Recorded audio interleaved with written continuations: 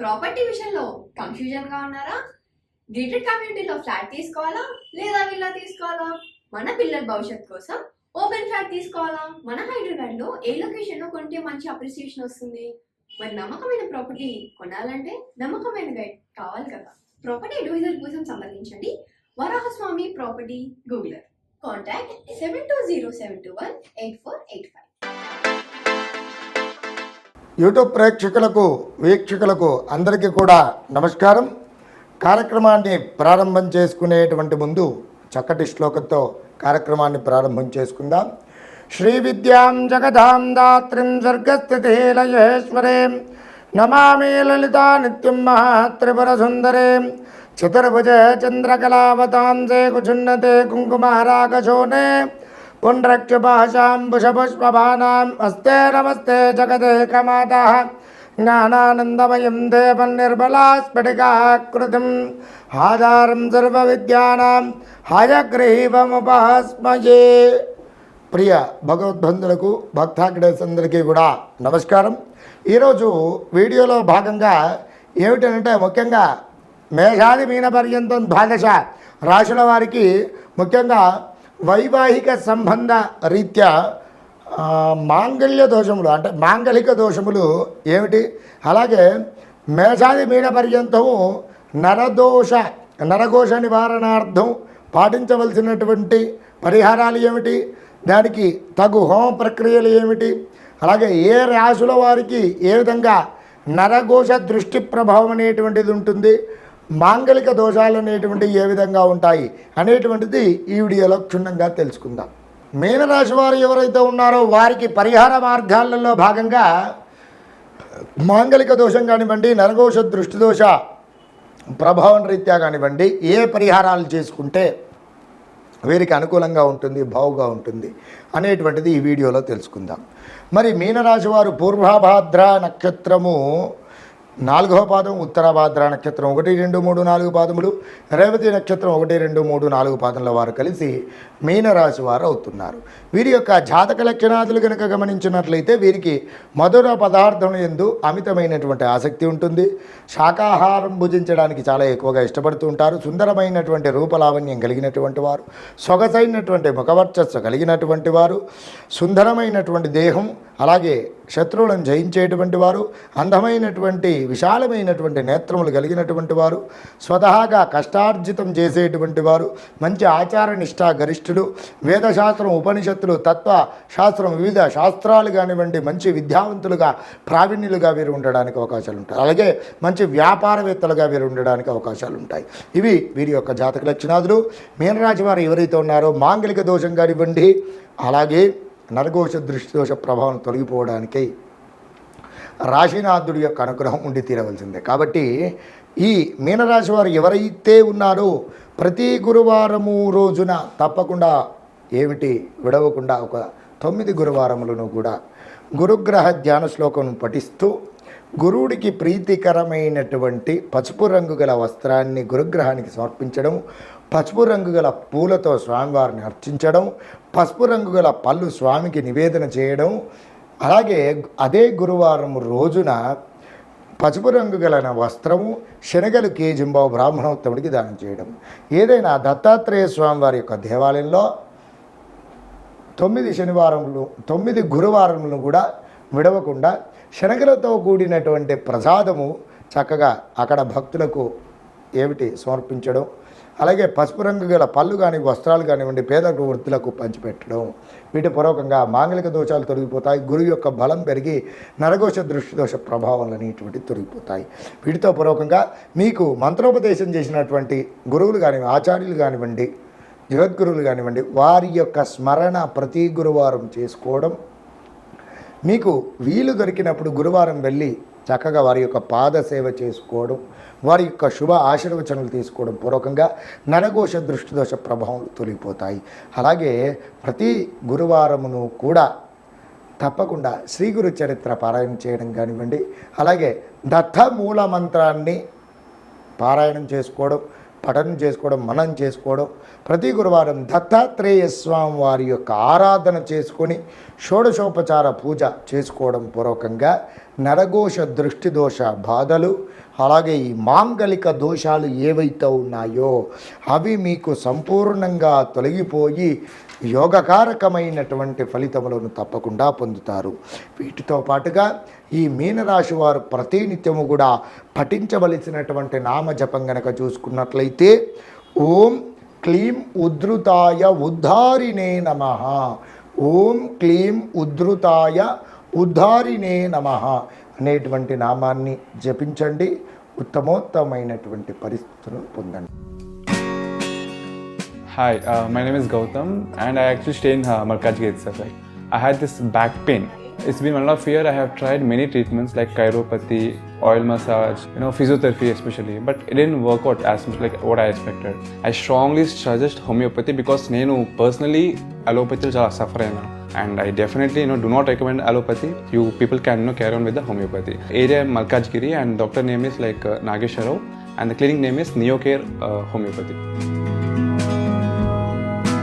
ద్వాదశ రాశుల వారు ఎవరైతే ఉన్నారో వారందరికీ కూడా ముఖ్యంగా వైవాహిక సమస్యల రీత్యా అనగా మాంగలిక దోషాలు కానివ్వండి, అలాగే నరఘోష దృష్టి దోష ప్రభావము తొలగిపోవడానికై పరిహార మార్గాలలో భాగంగా ముఖ్యంగా ఏమిటి, ఏ విధమైనటువంటి పరిహారాలు చేసుకుంటే వీరికి బావుగా ఉంటుంది, ఉపకరిస్తుంది అనేటువంటిది విషయాలలో భాగంగా ముఖ్యంగా దృష్టి దోషము ద్వాదశ రాశులు ఎవరైతే కలిగి ఉన్నారో వారికి కొన్ని సింటమ్స్ కనబడుతూ ఉంటాయి. ఏమిటి, అకస్మాత్తుగా వాహన ప్రమాదాలు జరగడం కానివ్వండి, అలాగే మన ఇంటి ఆవరణలో ఉన్నటువంటి తులసి చెట్టు ఉంటుంది కదండి, అది ఎండిపోవడం కానివ్వండి, వాడిపోవడం కానివ్వండి, అలాగే వేపుగా పెరిగినటువంటి ఏమిటి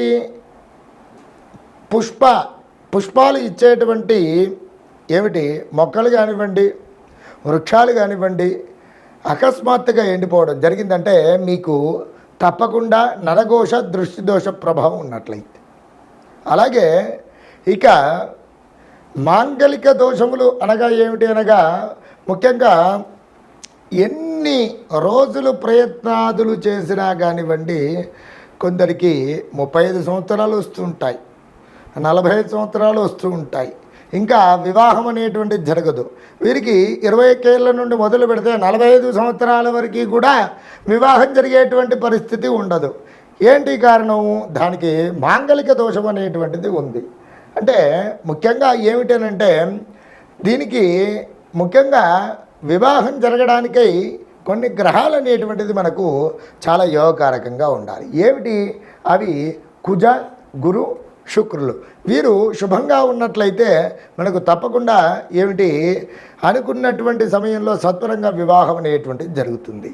అయితే ముఖ్యంగా మాంగలిక దోషాలు ఏర్పడడానికి కారణం ఏమిటి అనగా ఒకటి కుజ దోషము. అంటే ఈయనను ఏమిటి కుజుడు, అంగారకుడు, మంగళుడు అని చెప్పి పిలుస్తారు. అయితే మనం యొక్క భర్త చాట్లో కనుక చూసుకున్నట్లయితే 1, 2, 4, 7, 8, 10, 12 స్థానాలలో కుజుడు ఉన్నట్లయితే కుజదోషం ఏర్పడుతుంది. ఈ విధంగా ఉన్నట్లయితే కుజుడు యొక్క ప్రభావం పూర్వకంగా ఆలస్య వివాహం కానీ లేదా ద్వికలత్రయోగం కానివ్వండి, ద్విపత్ని యోగం కానీ కలిగేటువంటి సూచనలు ఉన్నాయి. అలాగే శుక్రుడు కూడా నేను చెప్పినటువంటి ఈ స్థానాలలో శుభక్షేత్రాలలో కనుక ఉన్నట్లయితే శుక్రుడు యోగకారకంగా ఉంటాడు. లేదు నేను చెప్పినటువంటి ఈ స్థానాలలో కనుక ఉన్నట్లయితే మరి శుక్రుడి యొక్క దోషం కూడా ఏర్పడి మాంగలిక దోషాలు, ఆలస్య వివాహము, అన్యోన్య దాంపత్యత అనేటువంటిది లోపించడము, సంతాన సౌఖ్యత అనేటువంటిది లభించకపోవడం అనేటువంటివి జరిగేటువంటి సూచనలు చాలా ఎక్కువగా ఉన్నాయి.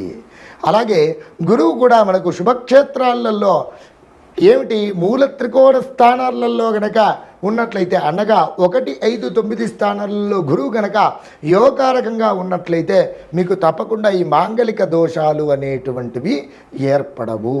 కాబట్టి ఈ క్షేత్రాలలో కుజుడు శుక్రుడు నేను చెప్పినట్టుగా 1, 2, 4, 7, 10, 12 స్థానాలలో కుజుడు కానీ శుక్రుడు కానీ ఉన్నట్లయితే మీకు మాంగళిక దోషాలు ఏర్పడతాయి.